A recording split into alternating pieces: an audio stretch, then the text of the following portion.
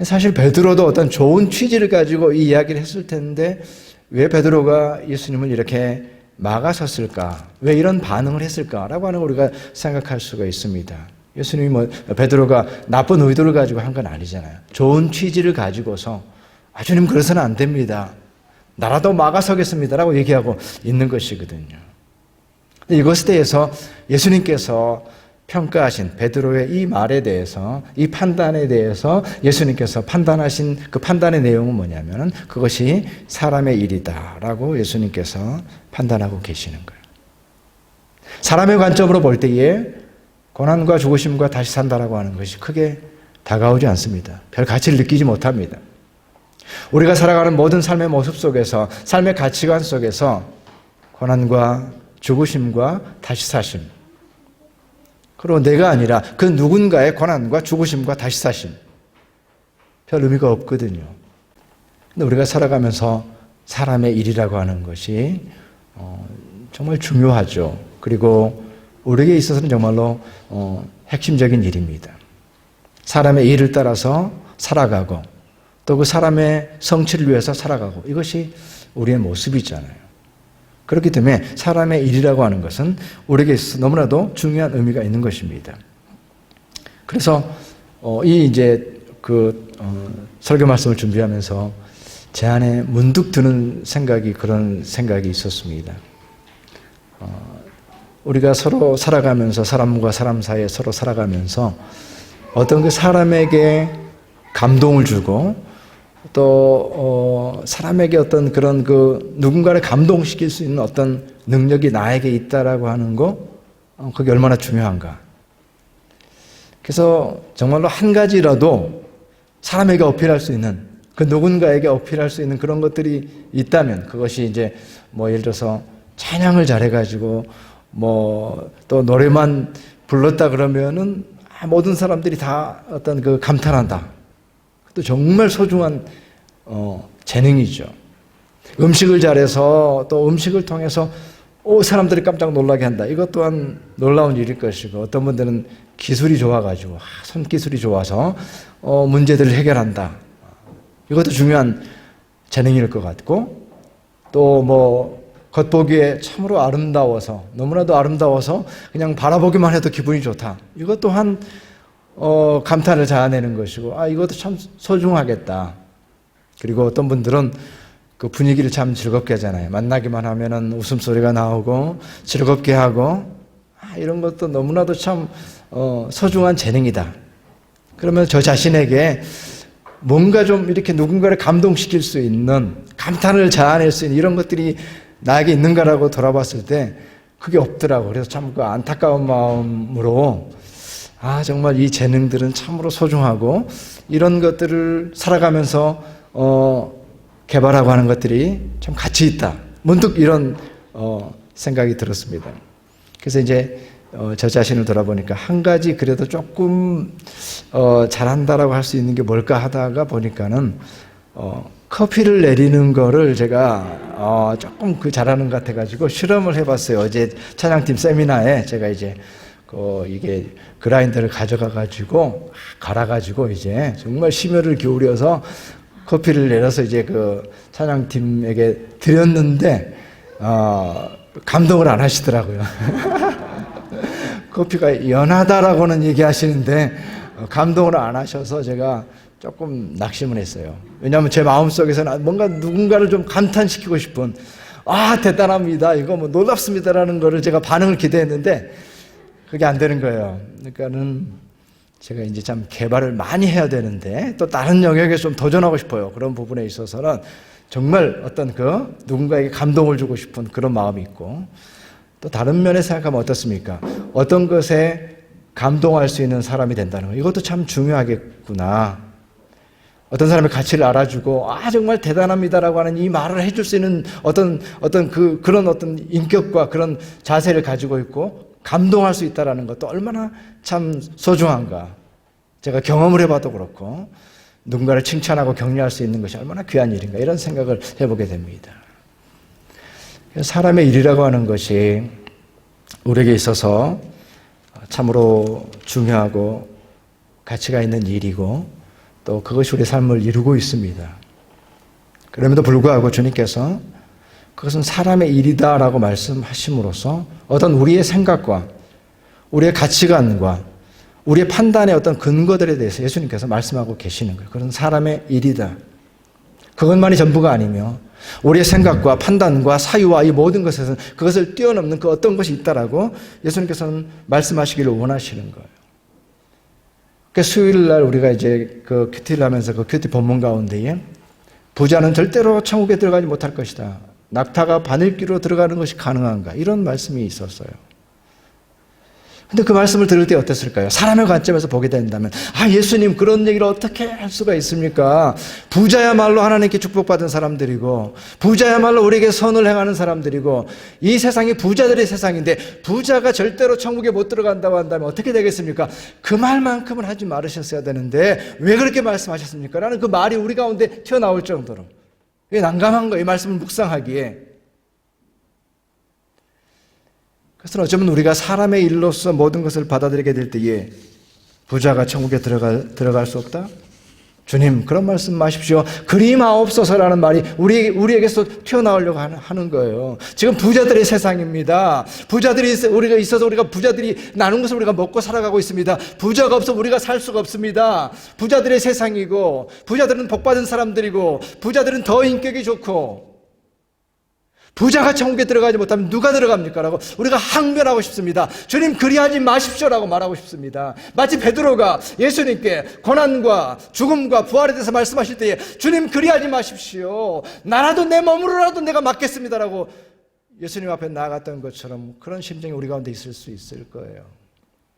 예수님께서는 그것이 사람의 일이다라고 말하는 겁니다. 우리가 가진 생각과 우리가 가진 이 시대의 흐름들을 생각하면서 이 시대가 즐거움을 추구하고 있고 소유와 소비의 문제가 전부인 것처럼 그렇게 여겨지고 있고 그것으로 인해서 인생의 문제, 죽음의 문제, 구원의 문제는 보이지 않습니다.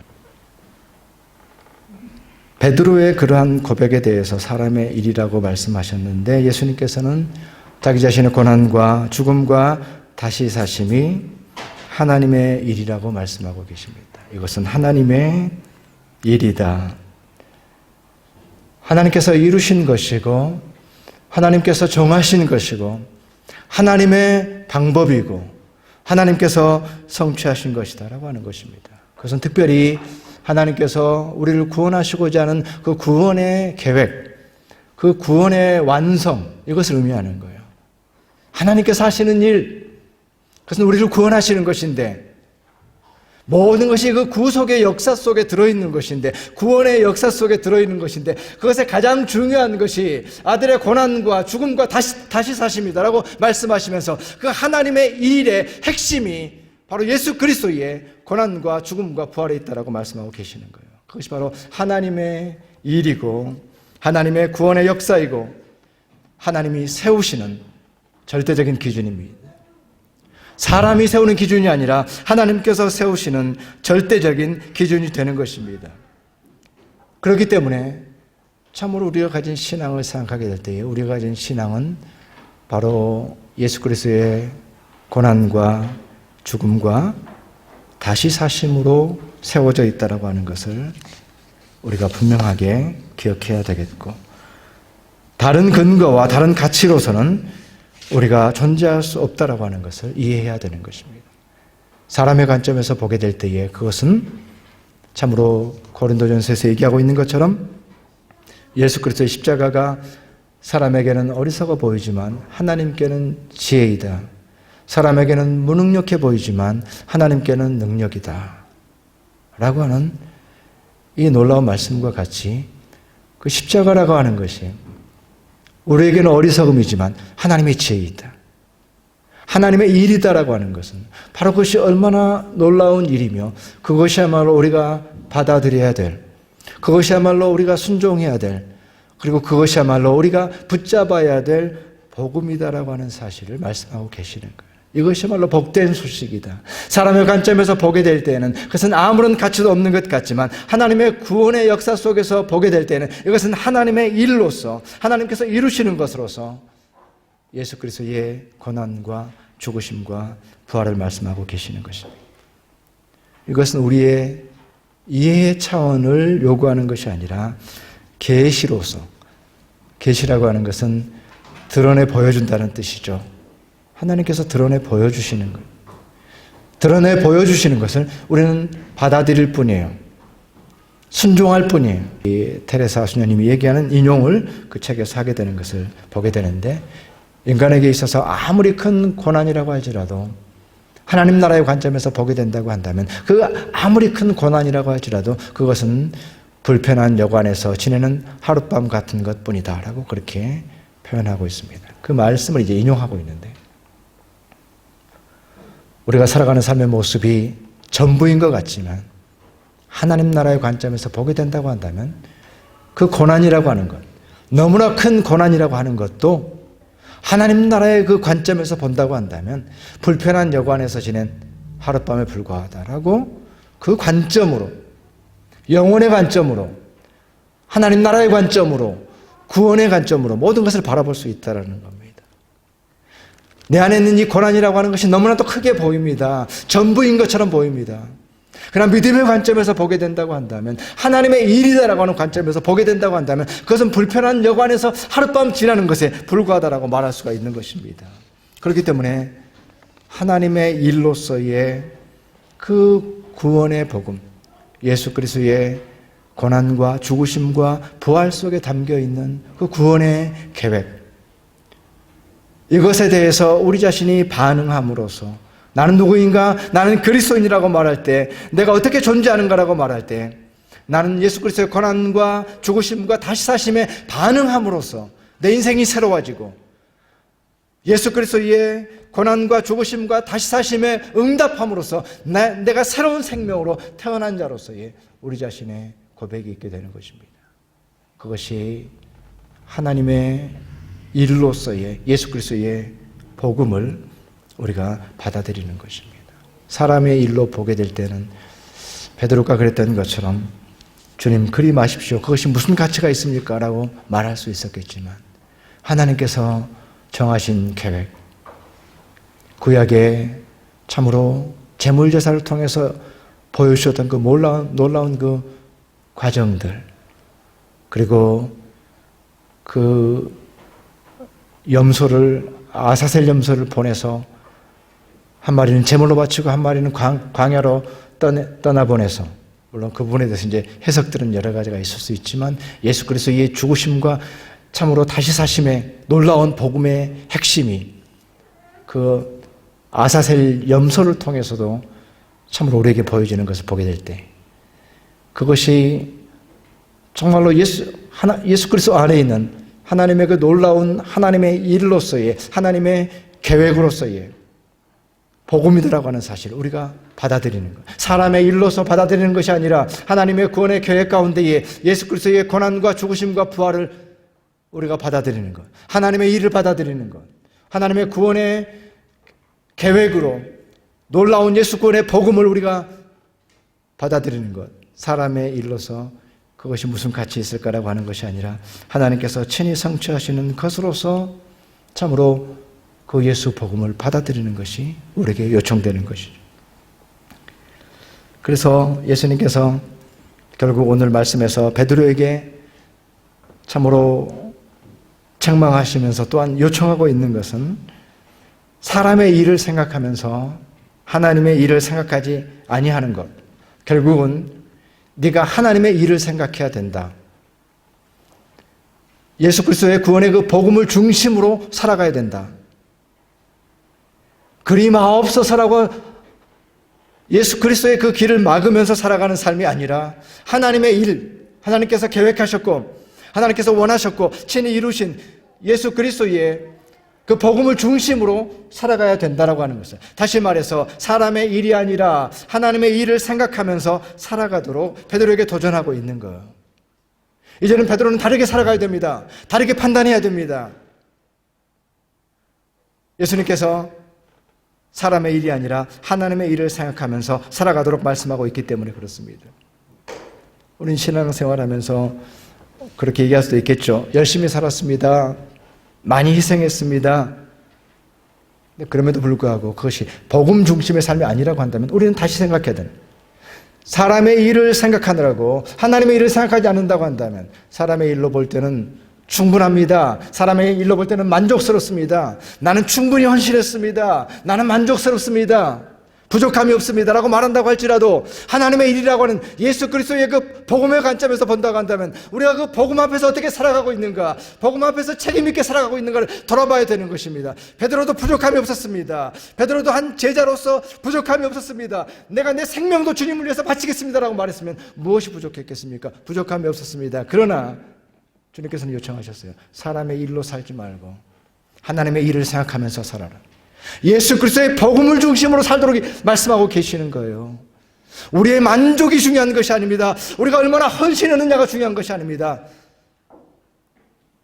주님의 뜻 가운데에서 예수 그리스도의 복음을 중심으로 살아가는 삶, 어떤 대단한 일을 한다고 할지라도 하나님의 일로서의 복음이 가려진다고 한다면 그것은 사탄의 일입니다.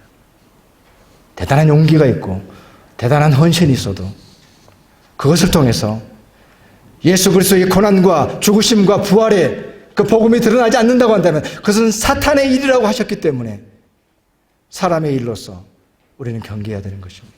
예수님께서 사람의 일이 아니라 하나님의 일을 생각하라 베드로에게 말씀하시는 것입니다. 그렇기 때문에 우리 마음속에서는 예수님의 말씀을 무겁게 받아들이면서 내 마음의 중심에 다른 감동과 감격이 아니라 이 복음에 대한 감격, 예수 그리스도의 죽으심과 고난과 죽으심과 부활이 나에게 어떤 감격으로 다가오는가, 그리 마옵소서라고 다가오는가. 내 안에 복음에 대한 감격, 다른 감격이 아니라 복음에 대한 감격이 우리 가운데 있어야 되고, 이 복음을 증거하는 일이 명시적으로 예수 그리스도의 고난과 죽으심과 부활을 명시적으로 증거하는 이 복음의 증거가 하나님의 일이라고 하는 사실을 깨달아야 돼요. 그 어떤 것으로 포장할 수 있는 것이 아니라, 사람들의 칭찬에 달린 것이 아니라, 우리의 모든 것을 통해서, 삶을 통해서, 사역을 통해서 예수 그리스도의 죽으심과 고난과 죽으심과 부활이 증거되고 있는가라고 하는 것이, 명시적으로 그것이 증거되고 있는가를 점검해야 되는 것입니다. 왜냐하면 그것이 아니고서는 하나님의 일이 될 수가 없기 때문에. 그리고 우리 삶의 방식이 복음의 방식이 되어서 세상을 살아가는 삶의 방식이 예수 그리스도의 고난과 죽으심과 다시 사심을 쫓아가는 삶의 방식, 복음의 방식으로 살아가야 되는 것입니다. 저는 생각해 봅니다. 베드로가 그 말을 떠올릴 때마다, 사탄아 내 뒤로 물러가라라는 말을 떠올릴 때마다 베드로의 심정이 어땠을까? 세상의 수제자에게, 세상에 그토록 헌신한 자에게 사탄아 내 뒤로 물러가라라고 말할 때에 베드로가 배웠던 것은 무엇이고 평생을 간직했던 삶은 무엇이었을까? 그것을 통해서 정말 주님께서는 무엇을 가르치기를 원하셨을까? 베드로가 땅에서 매면 하늘에서도 매일 것이요, 땅에서 풀면 하늘에서도 열릴 것이고, 교회의 수장이 될 것이고, 수제자가 될 것이고, 그에게 가르치셨습니다. 사람의 일을 따라 살아가지 말고 하나님의 일, 예수 그리스도의 복음을 따라 살아가도록 베드로에게 말씀하셨고, 베드로가 사탄아 내 뒤로 물러가라라는 말씀을 들었을 때에 그는 어떤 마음이었을까? 얼마나 좌절했을까? 얼마나 낙심했을까? 얼마나 미웠을까? 얼마나 원망스러웠을까? 근데 우리가 잘 아는 대로 베드로가 이제 예수님 부활하신 이후에 사도행전에 드러난 그의 사역을 보게 되면 놀랍게도 예수님 말씀에 순종하고 있는 모습을 보게 됩니다. 사도행전 2장, 우리 성경을 펴서 읽어보기 원하는데, 사도행전 2장 22절, 23절 말씀을 한번 펴보시면, 역사적인 그 복음 증거의 그 오순절 놀라운 부흥의 역사가 일어나는 장면이 사도행전 2장 22절부터 나오게 됩니다. 2장 22절에 이스라엘 사람들아 이 말을 들으라. 너희도 아는 바와 같이 하나님께서 나사렛 예수로 큰 권능과 기사와 표적을 너희 가운데서 베푸사 너희 앞에서 그를 증언하셨느니라. 말씀하셨고 23절에 그가 하나님께서 정하신 뜻과 미리 아신 대로 내준 바 되었거늘, 이거는 고난을 얘기하는 것입니다. 너희가 법 없는 자들의 손을 빌려 못 박아 죽였으나, 예수 그리스도의 죽으심을 얘기하고 있습니다. 24절에 하나님께서 그를 사망의 고통에서 풀어 살리셨으니 이는 그가 사망에 매여 있을 수 없었음이라. 오순절 설교의 핵심에 무엇이 들어가 있습니까? 예수 그리스도의 고난과 죽으심과 부활이 담겨 있습니다. 베드로의 설교에 담겨 있습니다. 사도행전 3장에 넘어가게 되면은 안진병이를 일으킨 후에 베드로가 또 선언하고 설교하는 모습이 나옵니다. 안진병이를 일으키고 나서 정말 놀라운 기적이 일어났죠. 3장 13절 말씀에 아브라함과 이삭과 야곱의 하나님 곧 우리 조상의 하나님이 그의 종 예수를 영화롭게 하셨느니라. 너희가 그를 넘겨주고, 예수 그리스도의 고난을 얘기하고 있습니다. 빌라도가 놓아주기로 결의한 것을 너희가 그 앞에서 거부하였으니, 14절에 너희가 거룩하고 의로운 일을 거부하고 도리어 살인한 사람을 놓아주기를 구하여, 15절에 생명의 주를 죽였도다. 그러나 하나님이 죽은 자 가운데서 그를 살리셨으니 우리가 이 일의 증인이라. 이제 베드로의 설교의 내용 속에도 다른 것이 담겨져 있지 않고 예수 그리스도의 고난과 죽으심과 부활이 담겨져 있습니다. 그것은 하나님의 일이었고 하나님의 복음이었고 예수 그리스도를 통해서 궁극적으로 이루고자 하시는 그 한 가지가, 오직 한 가지가 바로 예수 그리스도의 이 복음이었기 때문에 베드로가 사탄아 내 뒤로 물러가라 라는 예수님의 그 가슴에 못을 박는 그 교훈이 그의 인생 속에서 주님 앞에 순종하는 것으로서, 사람의 일을 생각하지 아니하고 하나님의 일로서 예수의 고난과 죽으심과 부활을 증거하면서 살아가고 있는 것을 보게 됩니다.